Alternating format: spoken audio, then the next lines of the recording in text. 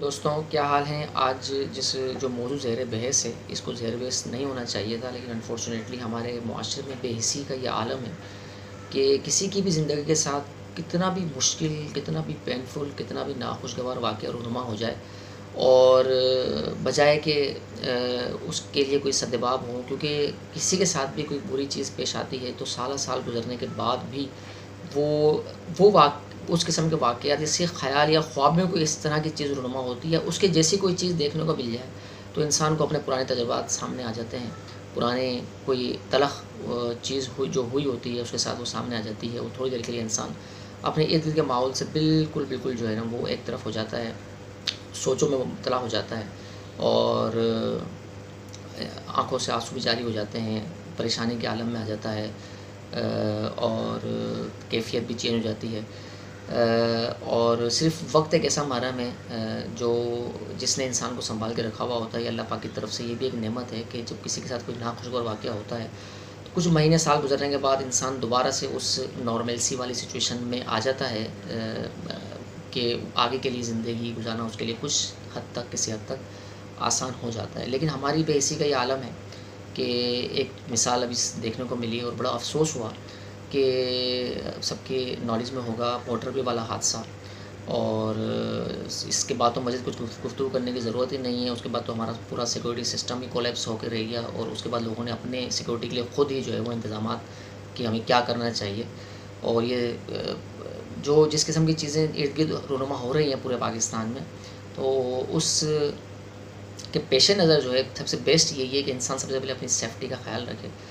तो वो सारी चीज़ें सेफ्टी, सिक्योरिटी और सारे जो मेज़रमेंट हैं उसको एक तरफ रख के अगर हम बात करें सिर्फ़ इस हवाले से कि क्या चीज़ रूनुमा हुई है और उसके बाद जो मुतासिरा जो विक्टिम है उसके साथ फिर हम लोगों ने क्या किया। एक वाक़या तो ये हो गया उसके साथ कि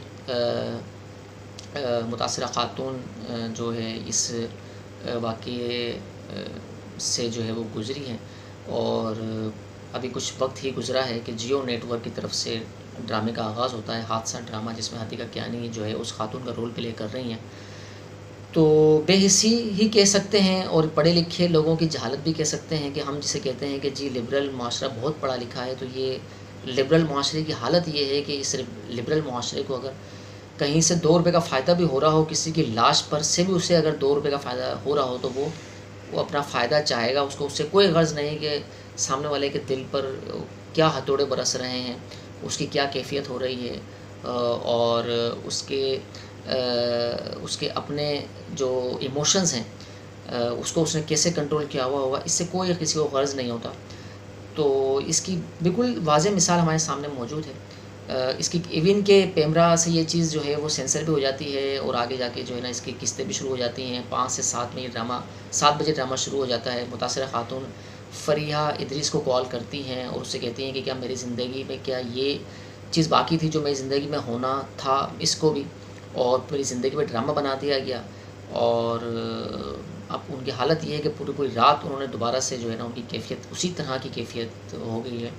और 2-4 जुमले जो उनकी तरफ से फ़रीहा इदरीस ने जो बताए, जो उन्होंने लिखे कॉलम्स के अंदर, कि उनके घर वाले, ससुराल वाले बच्चे और ख़ानदान टीवी पर उनके रेप की कहानी को देख रहे हैं। उस दिन देखने से बेहतर था, यानी कि 5 बजे के बाद से जब वो ड्रामा शुरू होता है, उस दिन से बेहतर था कि इस रोज़ मर जाती। खातून ने ये भी कहा था कि हर शाम 5 बजे वो काँपना शुरू हो जाती हैं, क्योंकि शाम 7 बजे ड्रामा आने वाला होता है। Can someone make a drama on my life, ये उनके अल्फाज थे जो पब्लिश हुए। और I had no idea that that drama serial be name of Hadsa. और फ़रीहा इदरीस कहती हैं कि मुझे तो इसका जो है ना गुमान नहीं था कि हादसा के नाम से ड्रामा बनेगा और पूरा का पूरा उसमें ये सिमिलरिटी। अब जब वो कह रहे हैं वो सिमिलरिटी एक्चुअली हो गई है, हमारा जो है ना वो मोटिव ये नहीं था और हमारा ऑब्जेक्टिव वो नहीं था, तो ये तो जो है पैसे बनाने वाली बात है।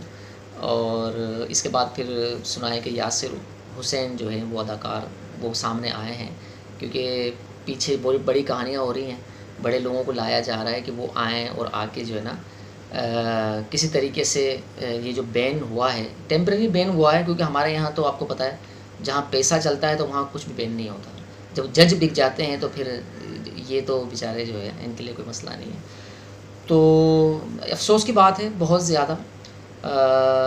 एक दो लाइनें और मज़ीद जो इंग्लिश न्यूज़पेपर में आई हैं। I had no idea that a drama serial by name of Hadsa had been shown on Geo TV every weekday at 7 PM apparently based on motorway rape story, ये बता रही हैं।